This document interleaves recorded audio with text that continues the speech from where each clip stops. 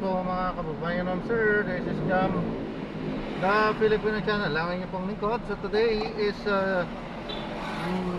June 24, 2026. At tayo ngayon ay papunta dyan yan sa may VRP Medical Center.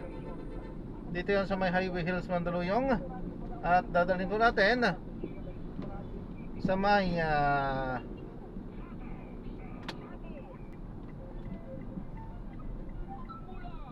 MC Home Depot sa may Ortigas po yan. Ortigas o Bung Pasig po yan. Okay? So magbabalik po tayo mamayang unti po pag nakuha na po natin sila. Disclaimer lamang po ang content po natin inay kalsada at hindi ang passenger. Kaya nga naman sakasakali man po na may marinig kayo mga pangalan ng lugar, pangalan ng tao, pangalan ng organisasyon sa government o private man, ay wala pong kinalaman ng channel na ito at wala pong pinapatungkulan. Lahat po ng pinag-uusapan dito ay pawang dito lamang po yan sa loob at wala pong pinapatungkulan sa labas. Magbabalik po tayo mamaya unti po pag nakuha na po natin sila.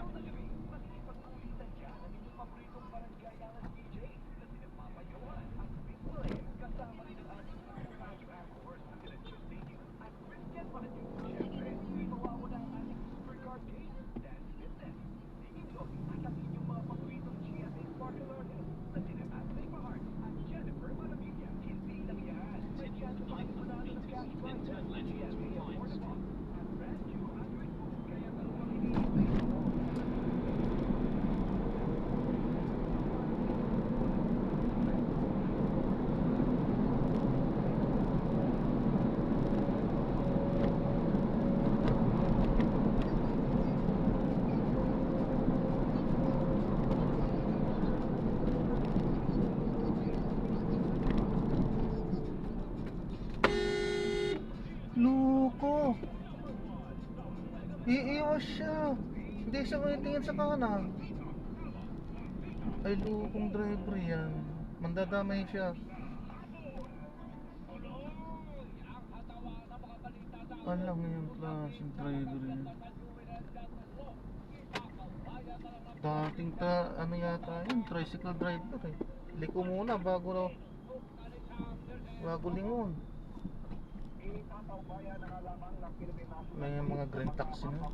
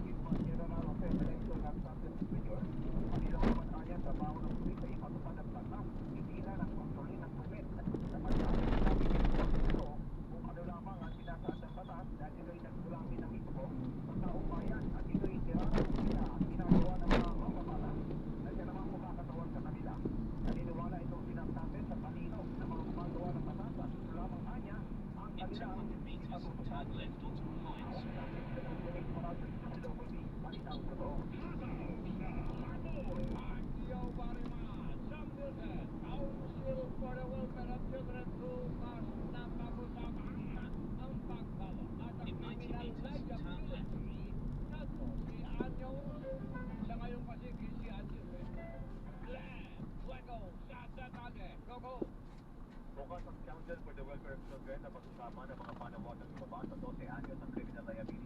Nasunod pa rin ito na pangumalit sa Tacloban City na pinatangkutan ng dalawang minor na edad.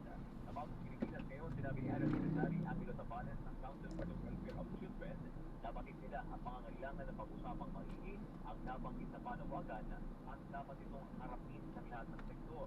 Pero mahalagaan niya munang malaman ang totoo o ang konteksto ng pangyayari sa lungsod ng Tacloban bilang bahagi ng gagawing misyon.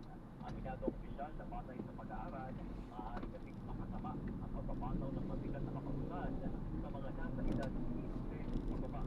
Ipakatian niya po ang mga ito at itinatawag ng usap ulat sa bata kung saan hindi pa ito gaanong naunawaan ang parin.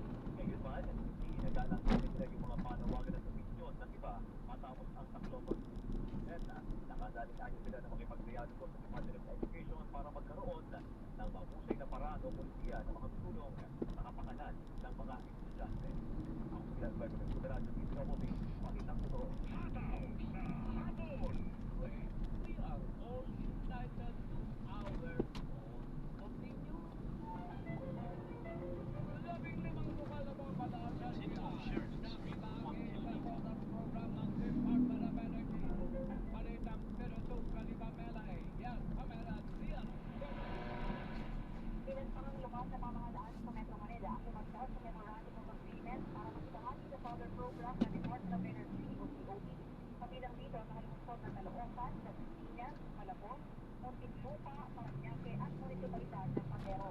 Ang kasunduan ay para sa deployment ng energy efficient at renewable energy solution sa mga publikong pasilidad. Ang mga nabanggit na lungsod ay ikalawang batch na ng lumagda sa kasunduan na sumunod sa mga LGU ng Mandaluyong, Maynila, Nacotas, Pasay, Maynila, Pasig, Quezon City, Saluan, Tanig at Valenzuela. Sinigil din ni Energy Secretary Sharon Gary na ang bawat manitipid sa kuryente ay magagamit para sa mas maayos na servisyo sa publiko gaya sa healthcare, edukasyon at social services. Ako si Pamela Adriano ng Jimmy, sa Radyo si Kabuti, Nangitang Totoo. Thank you very much, Pamela Nasa anim na lang Pilipino wala ka naligal na sigarino. Nasa Samsa Cebu City. Tumutong sa balita kaya Super Radio Visito Sentro ng Kapisayaan. What? Ito, tayo nga pagbat. Ayon ang Cabinet, tinatayang nasa 600 million pesos na halaga sa mga igal na sigarilyo ang nasabas ng mga kauni ng National Bureau of Investigation o NBI-7 sa pagkikipagtulungan ng Gamitin Coast Guard dito sa lungsod ng Cebu. Ang mga ito ay nakalagay sa walong container van. Dalawa dito ay nagkukuska sa Gutong Wharf sa Pier 4 habang anin naman ay na-praise sa isang lote sa Barangay Bakayan sa Cebu City. Napagalangan din na ang dalawang container van na nakukuska sa Pantalan ay parte sana ng dalawa na container van na mga illicit cigarettes na nasabas sa Manila North Harbor na nagkakalaga na 1.7 million pesos na nakikita ng mga otoridad ay dalawang driver na container van. Sa ngayon, patuloy pang inaalam ng mga otoridad kung sino ang may-ari ng nasabing mga container van na naglalaman ng mga illegal na mga sigarilyo. At sa iba, dahil ito ng Kaparato Cebu, nagulat para sa Radyo, hindi pa pili Balitang totoo. Sataw sa hapon! Nagkasalamat! Pat Inso, pagpapalaya sa 24 na Pilipino sa Russia. Walang kabalita doon sa Malacca. Pero kung walang balita na yan, Diyos na yun, go! Nililang ng Malacanang na walang hininging kapalit ang Russia para sa pagpapalaya sa 24 na Pilipinong nakulong doon. Sinabi ni Palace Press Officer at Presidential Communications Office Undersecretary Attorney Claire Castro na binanggit lamang ni Pangulong Ferdinand Marcos Jr. ang kalagayan doon ng mga Pilipino noong nag-bilateral meeting sila ni Russian President Vladimir Putin. Nagulat umano si Putin nang malaman ang tungkol sa mga Pilipinong nakakulong at agad na ipinabagong susuriin ang kabilang sitwasyon. Sinabihan niya ni President Putin na hahanapan niya ito ng solusyon alinsunod sa batas at pulisiya ng Russia. Binigyang din ni Castro na nire-respeto ng Pilipinas ang mga batas ng Russia at naging positibo ang tugon ni Putin na nagresulta sa agarang pagpapauwi sa mga Pilipino. Lubos namang ikinagalak ni Pangulong Marcos ang positibong tugon dito ni President Putin. Ako si DJW ng GMA Super Radio DCWD, balitang totoo. Sataw sa hapon! Potential friend.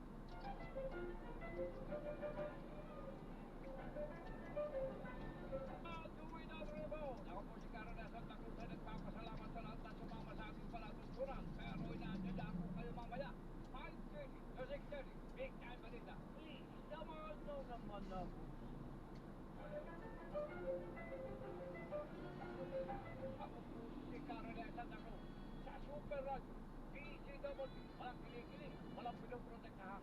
Naunod kayong serbisyong totoo.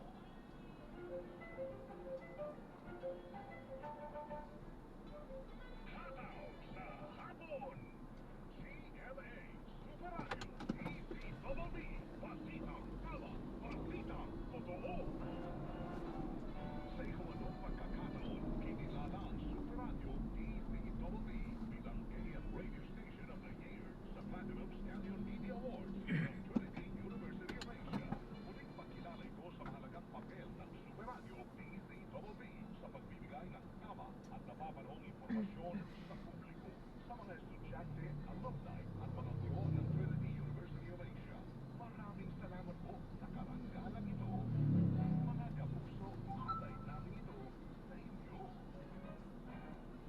Ang inyong mga pinagkakatiwalaan sa pagpabalita or infinidad. Nelo del Sorado, Joel Reyes, Romel at Rowena Salvacion.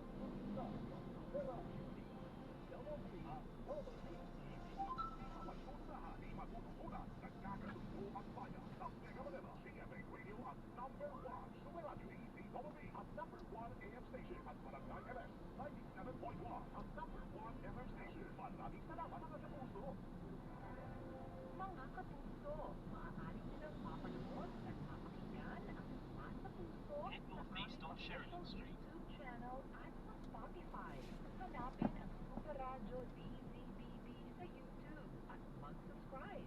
Sa Spotify, hanapin ang DZBB Mas sa Puso para mapakinggan ang iba't ibang kwento ng buhay sa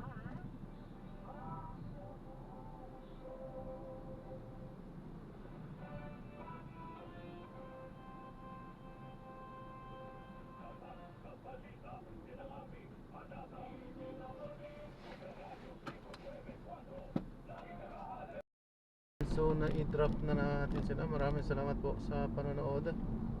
Hanggang sa muli, ingat po at God bless. Paalam po muna. Pansamantala tayo ay gagawa ng ibang video sa ating susunod na misyon. Paalam po.